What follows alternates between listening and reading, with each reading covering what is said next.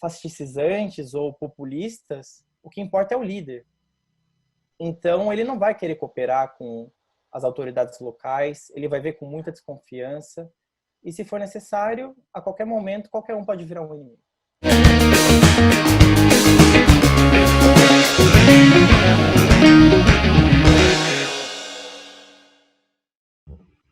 Olá, seja bem-vindo a mais um episódio. Aqui é o Marcos Tavares e comigo, meu companheiro de jornada, o Sérgio Caetano. E hoje temos o prazer de estar recebendo o nosso companheiro de graduação, Bruno Casares. Tudo bom, Bruno? Tudo bom, Sérgio? Beleza? Opa, tudo bem? Prazer falar com vocês. Então seja bem-vindo. Satisfação imensa receber o Bruno. Eu não sei o momento que você está vendo esse vídeo, né? Mas nós estamos gravando em agosto de 2020 e o Brasil está aí chegando próximo dos 100 mil mortos pela Covid-19 e alguns fatos referentes à atuação do governo chamam bastante atenção, né? Algumas políticas, ou falta de políticas, são bem marcantes, né? Algumas falas são bem emblemáticas. Os artigos do nosso chanceler Ernesto Araújo são bem emblemáticos no sentido de ser um compilado das ideias por trás desse governo. E convidamos você a estar aqui assistindo o programa de hoje, onde vamos tentar trabalhar um pouquinho desses temas. E o Bruno, que tem estado mais a par desses assuntos, vai passar um pouquinho da visão dele quanto a alguns tópicos que a gente pode estar estudando, que é de grande valia para que possamos entender os momentos pelos quais passamos no Brasil nesse momento. E aí, Bruno, o que você tem visto aí referente a tudo isso que a gente tem assistido? Um pouquinho de um olhar mais acadêmico, já que você tem pesquisado mais nessa linha, né? Então, Marcos, eu acho muito interessante tratar essa questão da pandemia para pensar o que está acontecendo com o nosso sistema político, e pensar o nosso sistema político também faz a gente pensar na ordem internacional, né? Qual que é a cara dessa ordem internacional? Eu estava vendo um pouco mais cedo, antes de vir para o podcast, aquele mapa da Johns Hopkins University com os países com mais casos de Covid. E a gente está em segundo lugar, infelizmente, chegando na marca de 100 mil mortes. Mas em primeiro está os Estados Unidos, em terceiro está a Índia e em quarto a Rússia.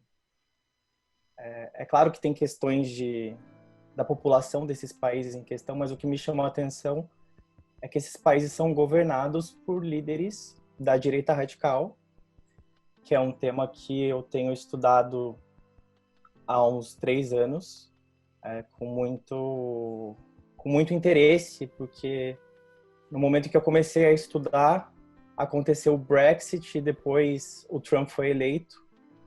E eu acho que a condução da pandemia ela pode ser explicada por vários elementos da direita radical. Então, é um prazer falar com vocês sobre isso. E também acho interessante também a gente estar distinguindo globalização de globalismo, né? Até porque no passado o termo globalismo tinha um enfoque totalmente diferente do que tem sido usado recentemente, né? Eram termos que, se você ver na literatura de globalização, eram usados de uma forma indistinta, na maior parte das vezes. Então, os acadêmicos não faziam diferença entre falar a globalização ou o globalismo. Mas nos últimos anos isso teve uma mudança muito significativa com a ascensão da direita radical, principalmente no âmbito do executivo, né? Então, líderes de direita radical se tornando presidentes da República ou aprovando referendos e projetos de lei.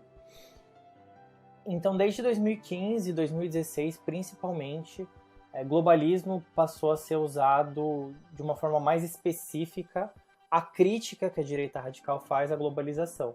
Ela vê como um processo majoritariamente negativo, que apaga culturas locais em nome dos valores de uma elite liberal, que se apresenta como virtuosa, mas na verdade seria corrupta. Então é um suposto universalismo que esconde a defesa de interesses particulares. Tem muito em comum com o que alguns críticos típicos da globalização argumentam. E aí você tem críticos à globalização na direita e na esquerda tradicionais também.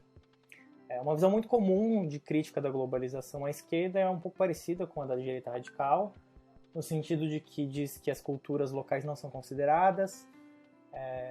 Tem as críticas mais econômicas ao processo de globalização, que eu acho que na esquerda são até as mais comuns, porque você teve, por exemplo, a criação de bancos centrais e a coordenação entre eles, o Banco Mundial, o FMI, e de uma certa visão de tripé macroeconômico, equilíbrio do orçamento, não pode ter déficit público, então uma visão mais negativa de gastos sociais. Tudo isso também está relacionado com os processos de globalização e é visto de uma forma mais crítica pela esquerda. E do lado mais pós-colonial, se a gente pode dizer assim, tem uma crítica mais epistemológica, que a globalização é a disseminação de uma cultura específica, que é a cultura europeia, ocidental e branca.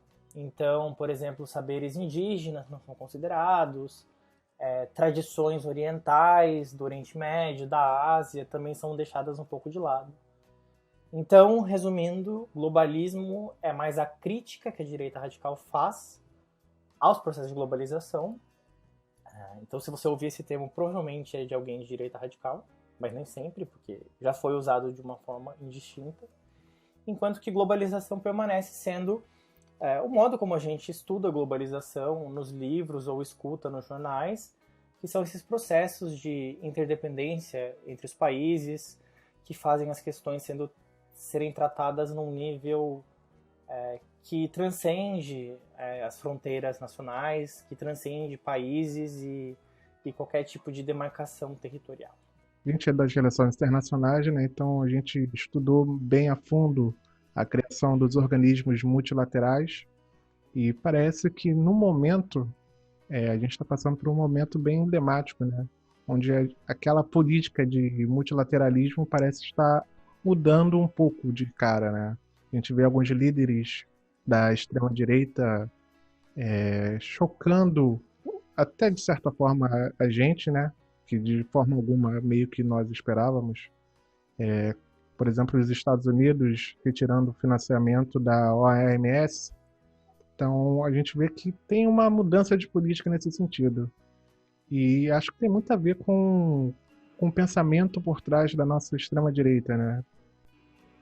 Eu acho que o problema da direita radical com essas instituições multilaterais é que eles veem essas instituições como corruptas. Porque na visão da direita radical, essas instituições elas têm uma hegemonia de esquerda. Para usar um termo mais exato, elas seriam elites liberais.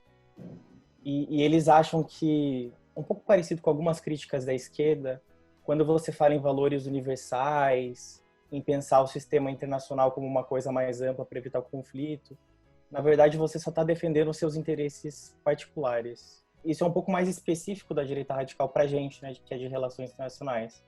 Essa visão muito cética do multilateralismo. Eles traçam paralelos que eu acho que são muito interessantes entre uma certa visão corporativa que era comum nos anos 30 do fascismo.